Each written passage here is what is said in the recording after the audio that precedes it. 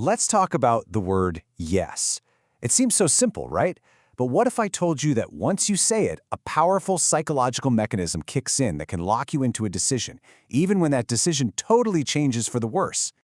Okay, let me ask you this. Have you ever agreed to something and then suddenly the terms change, and you find yourself going along with it anyway, even with that little voice in your head screaming, "Wait, this isn't what I signed up for"? Well, as a behavioral psychologist, I can tell you that feeling is very real, and it's often created on purpose. Let's walk through a classic example.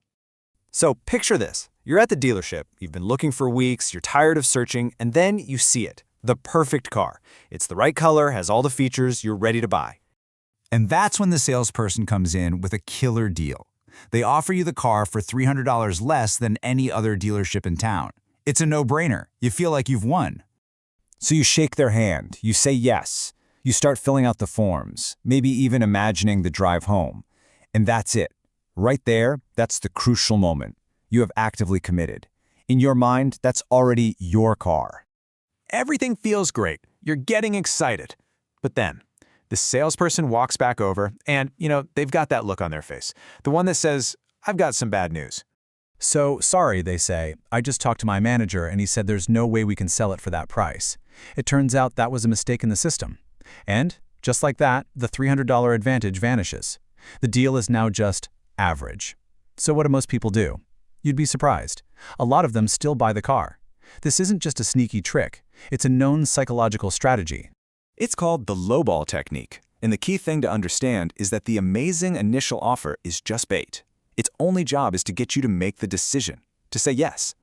Once you're on the hook with that commitment, they can change the terms because they know you'll have a really hard time backing out.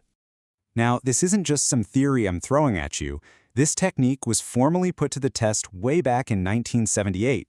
A team of researchers, led by the famous psychologist Robert Cialdini, decided to see if this sales floor trick actually held up under scientific scrutiny. And what they found was pretty stunning. In one experiment, they asked students to join a study. They told the first group right away that it started at a miserable 7 a.m.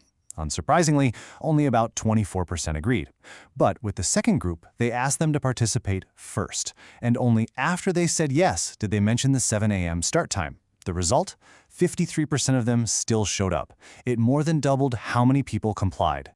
And now you might be thinking, hey, isn't this just the foot in the door technique? And it's a good question, but there's a really key difference. With foot in the door, you agree to something small first, then something bigger later.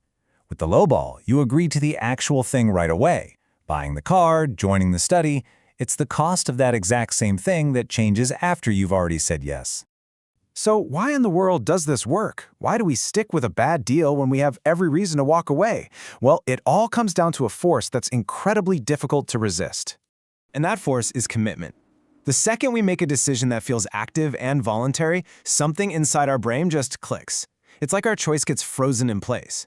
We suddenly feel this internal pressure to be consistent with what we've already decided, and we start resisting any new information that suggests we should change our mind.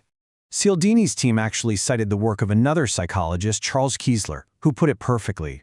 He said that an active decision creates a resistance to change that makes us basically immune to subsequent data. In other words, once you've said yes, the facts, like the price going up, suddenly don't matter as much as your need to stick with your decision.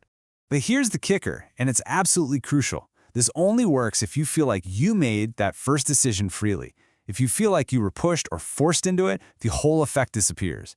That's why a good salesperson makes you feel like that amazing initial offer was completely your choice to accept. So you've got this powerful sense of commitment. But that's not all.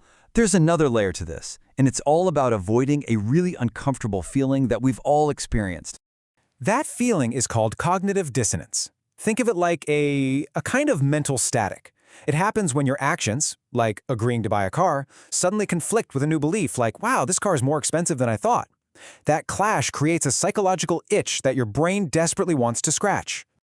And this isn't just a minor thing. This dissonance can cause some really negative feelings, stress, anxiety, buyer's remorse. To get rid of that discomfort, our brain has to make things line up again. So, standing there in the dealership, your brain has two choices.